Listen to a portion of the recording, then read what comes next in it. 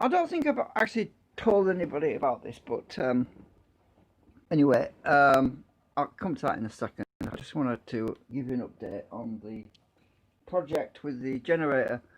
As I was saying a few videos ago, I think a few streams ago, I should say, what I plan to do is I'm using an empty one here. I plan to make something where I've got ball bearings in the center and then put the coils right next to the ball bearings in my generator, but I haven't got to that, and the reason for that is the reason for that is I'm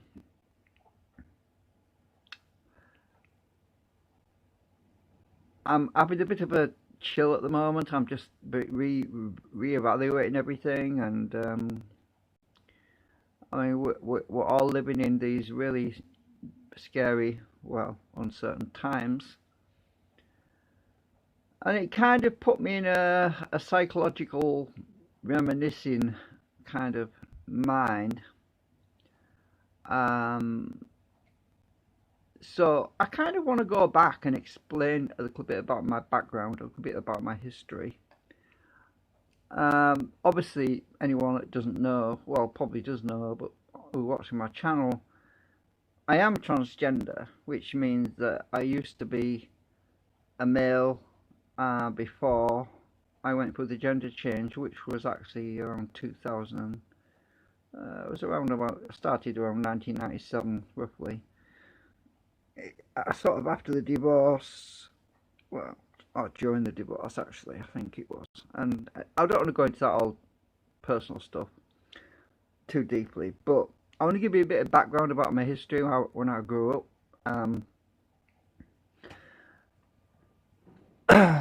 So when I was little, I got a bed set.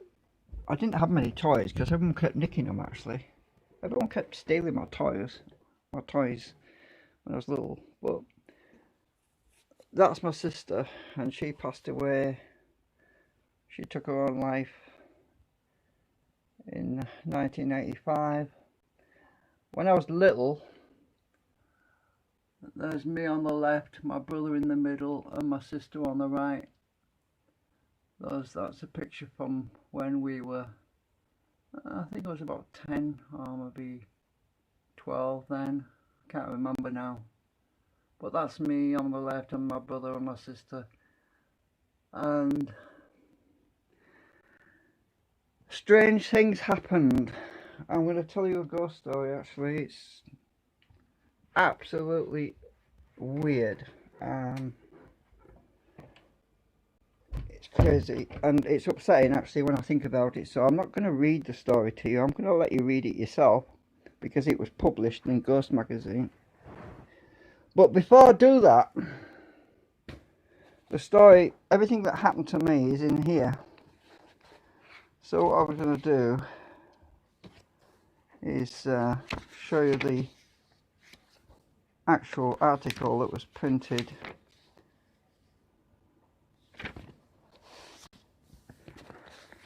So I'm going to scan over this so you can read it, because it's not easy for me to read because it's quite upsetting. But my name used to be Mike before Michelle. But anyway, before I go over that, I want to tell you what happened before this happened, because this took place, this incident when my sister died took place in the late spring of 1985. But something else weird, something very strange happened, and I actually made a log of it, if I can find it, in this scrapbook of mine. I used to keep scrapbooks because, remember, this is the days before the internet. Oh dear, where is it? Just a minute, let's get to the page.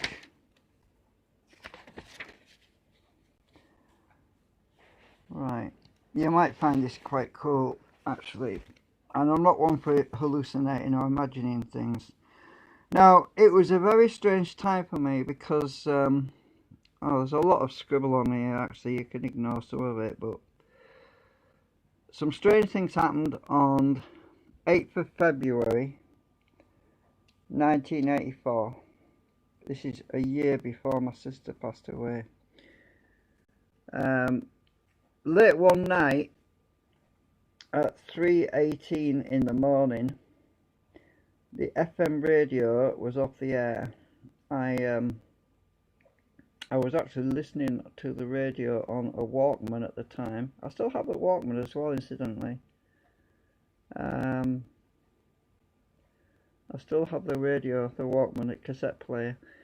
What happened was something happened, and I got out of bed. I was in bed listening to this radio because I couldn't. I was kind of restless, and the radio just died on me, and I thought, what the hell? So I got out of bed and I put my big radio on, the big tuner, hi-fi radio tuner. I went through all the bands and I couldn't find anything on FM at all. It was completely dead. And I saw these objects in the sky. And they were at exactly 3:18 AM on Wednesday morning on the 8th of February 1984. And these objects were flying towards the north, heading north before rapidly swerving to the left. I think that was westerly. There were three groups, and the path that they took, I drew a diagram, and there were about three large groups of objects. There was I don't know how many there was too many to count, but I drew this diagram representing what I saw in each group, and there was about,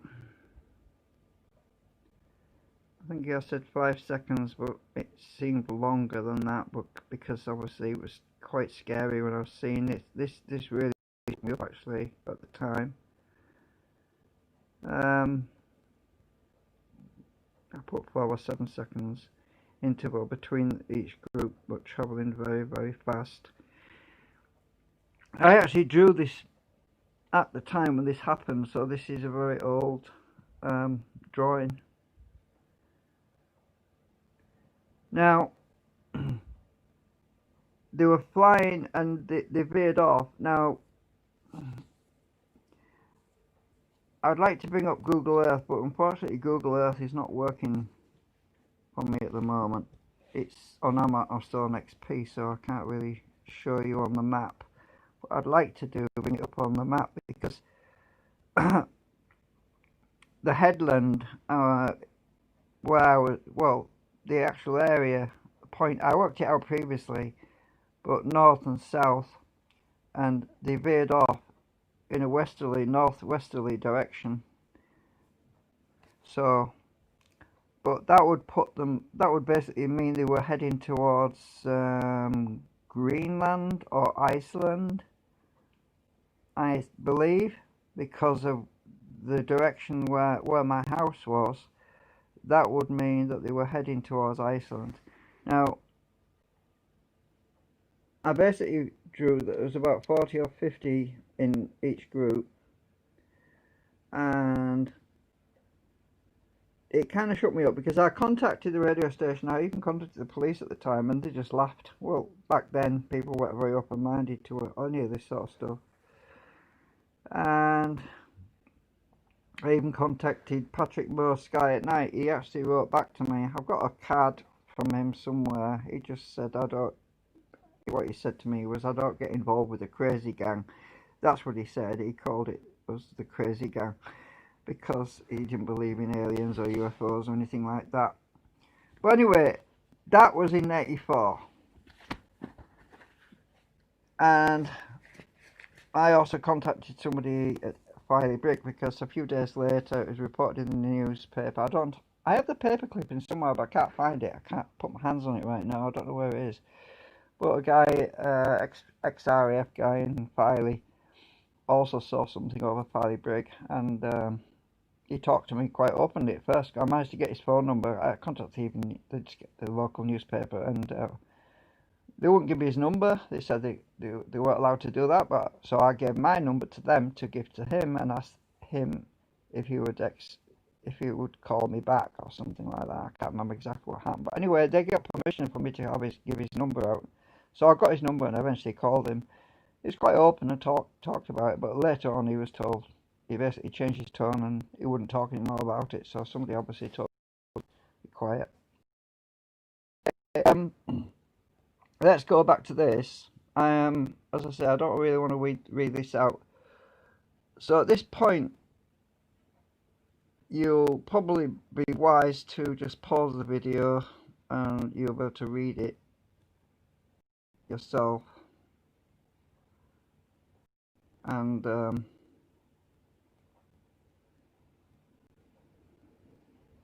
about what happened. So I'm just gonna go over it. You can just pause it. I'll try and keep my hand steady. I did actually scan all of this, but let me try and get it all in. So I'll have to pan down twice. You just pause the video when you, because there's a lot, and I'm trying to get it all in.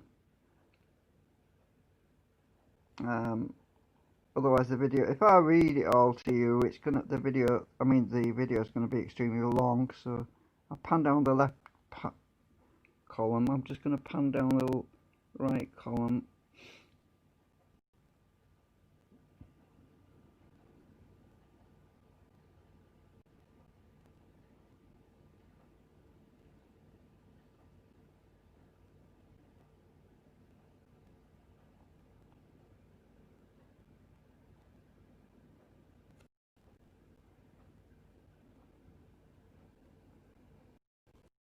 That's that.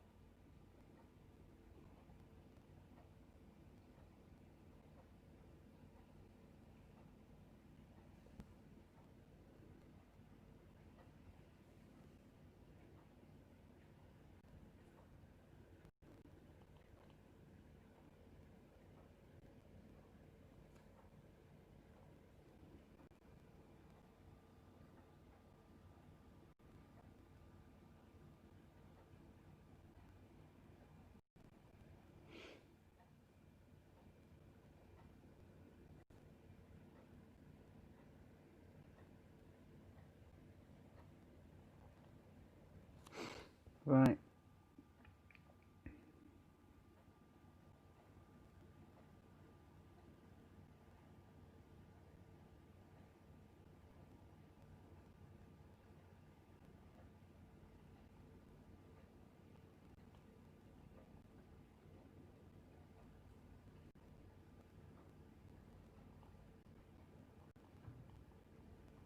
I think I need to pan down once really.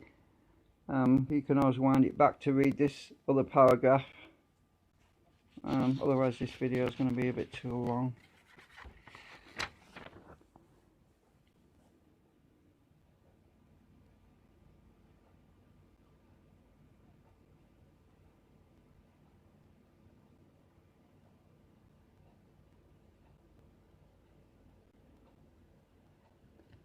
So my hand's shaking.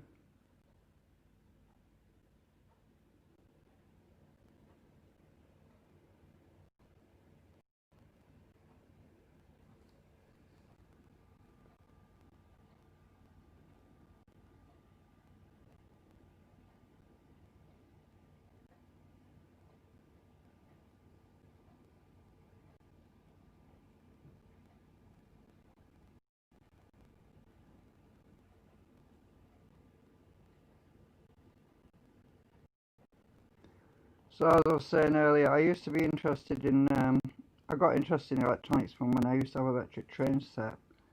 I think a lot of people do. And I'm sharing this because it's posterity and it's basically my history.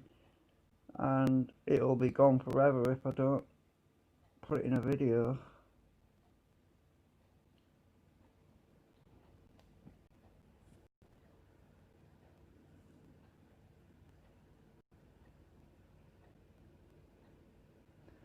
It's difficult to keep this phone still steady. I'm trying my best. I suppose I could. I don't think YouTube does that anti-shake thing anymore. I'm not sure. Well, I actually sent this in to Ghostwatch magazine many years ago. Yeah, I don't know if they've still got it in print, but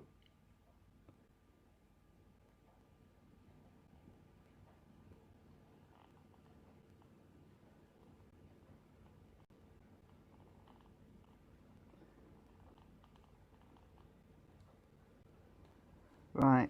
Okay, I think that's it actually. Oh no, it's a bit more.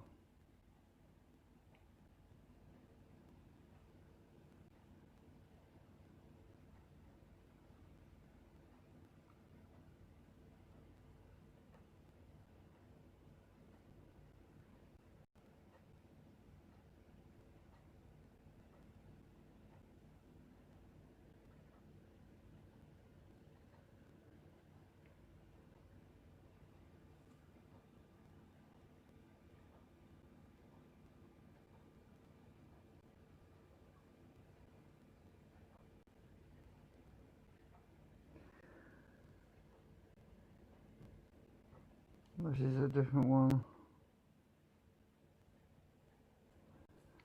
That's it. That's the story. You can read it. Sorry, I don't want to read it because, as I say, it's painful to go through that. You know, it's. This was. When was this published? I've forgotten now. But look at the. Sorry, it was only $2.50.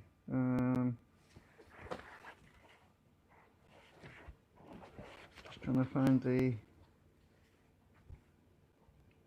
date. Can't see a date on here.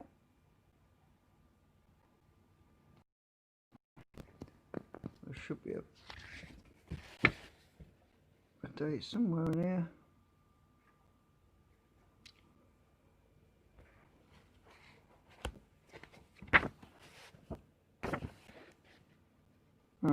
Maybe they didn't put dates on it, I don't know. It was a magazine, so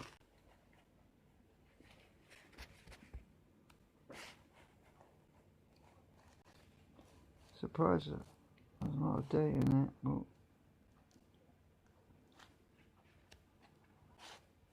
I can't remember. It was obviously after 92 when I sent the story in because it mentioned when I got married and everything. So anyway, that's the story. As I say, a lot of strange things happened in my life at that time, but nothing since then. Nowadays, I'm just focused on doing electronics, and yeah, it kind of spurs me on a bit because I lost my brother and my sister. My brother died as well in 2005 from a seizure, from epilepsy, from seizures because they were triggered by aspartame poisoning. Well, that's one of the side effects anyway. It makes things worse, and it all started around 1977, 78 when my brother, I think that's when they first introduced aspartame into diet drinks actually, and he was a keep fit person. He was always he was weightlifting a lot. He was trying to keep fit, and we didn't know at the time what caused it. he thought it was because somebody thumped him while he was in a fight or something at school, but it later, retrospectively looking back, it was not that. It was because the aspartame affected my dad as well. It also affected me, and I was lucky because I discovered what the side effects were of aspartame, and I immediately had a detox to get rid of it out of my system because I was having severe muscle cramps in my legs and my arms. I felt like I was having a heart attack at one point because of the aspartame, and yeah, it's bad stuff anyway. So I, it was when I got the after my dad passed in 2007, I got emptied his cupboard for his kitchen, and I was using some of the sweeteners that he had. That's when I had all my problems as well. Luckily, I wasn't stupid enough to. I mean, I was smart enough to put two and two together, if you know what I mean. Um, I knew that something I was using, was causing my problem because I never had this problem before. So I decided to work it out, and I thought, well, the only thing I'm using that's causing me these pains in my legs and my arms, the only thing that's doing this, it has to be the sweetener, because everything else I've used before. I mean, there was gravy, powder, granules, there was tins of food which I've eaten before, never had a problem.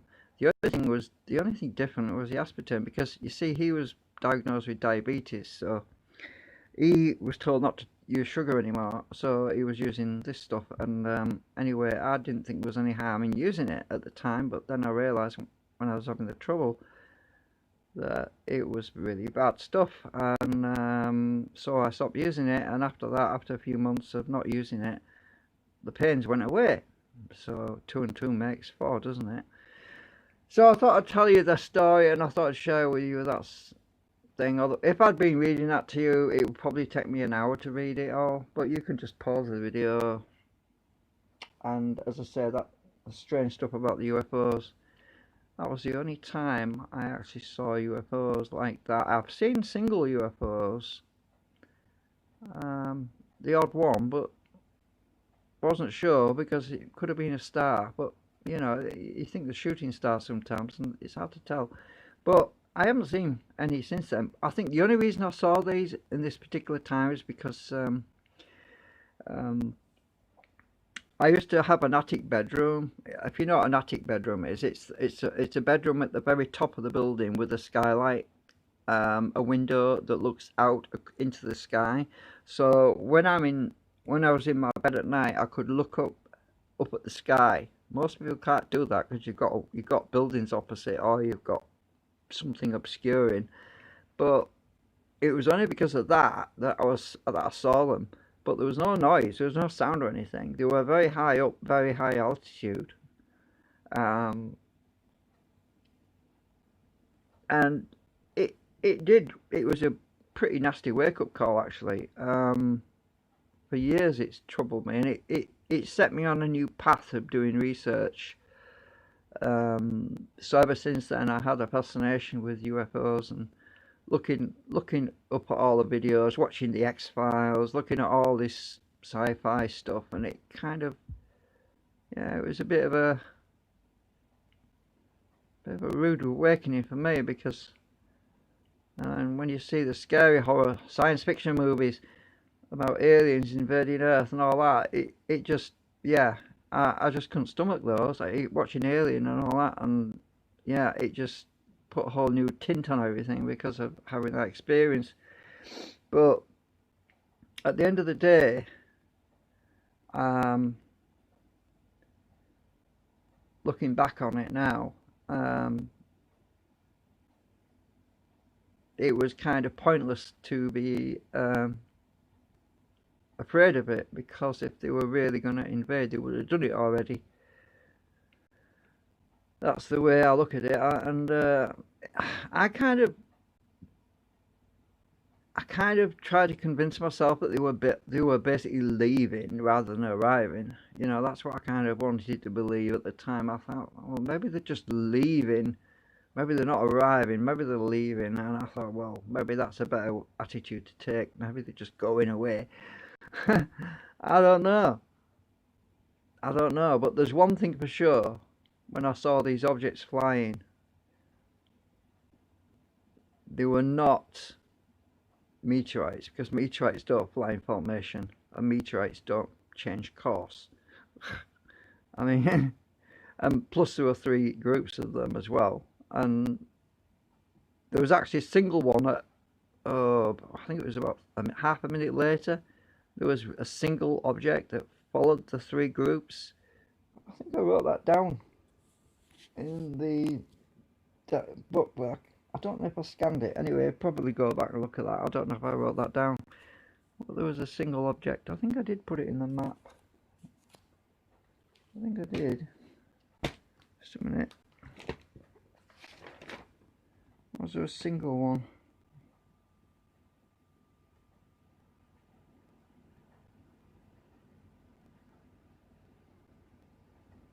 Sure. I think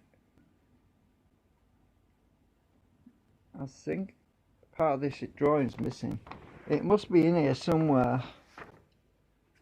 This is a letter I wrote to Patrick Moore.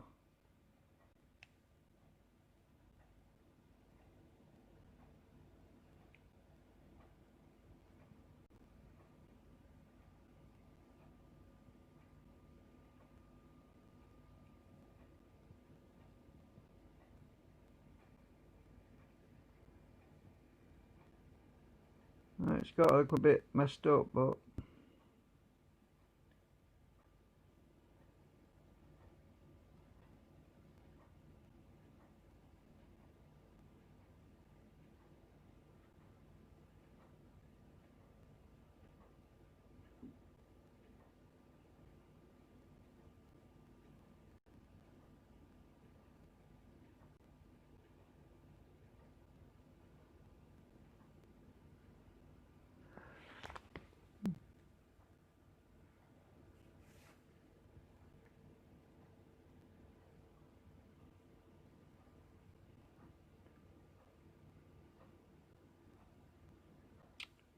anyway, that's where I used to live, but it's obviously not there now. I'm just trying to see if there's another part to my drawing, because my drawing is fallen out of this binder, so I don't know which page where it was originally. I think there was another page. I don't know where it originally came from, because the drawing was... I'll just look to see if there's another part to it. No, maybe I shouldn't show everything in here, because there might be some... I was drawing meters and things.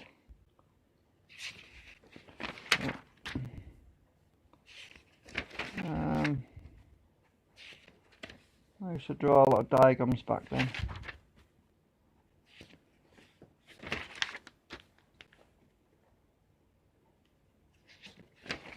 Just charts. Nah, don't think it's in here. I don't think there's any more, but I can't remember. Such a long time ago.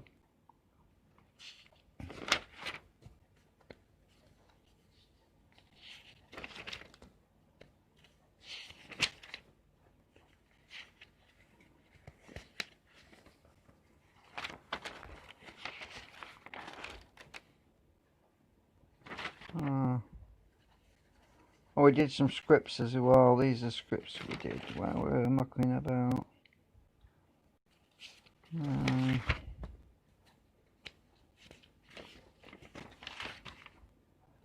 Well,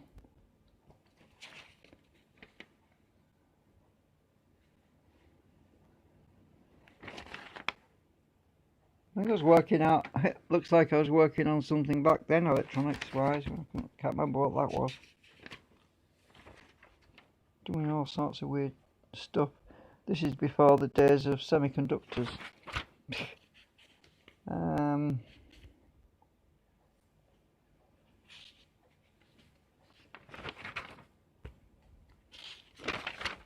Anyway, I am gonna get back to my project. I'm just basically chilling because let's face it, it's scary times right now. Oh God, look at this binder when I bought it was 56p. You can't get them for that anymore. You're paying a quid at 150 or 180 or something, I don't know. So anyway, I thought you'd find that historical information interesting because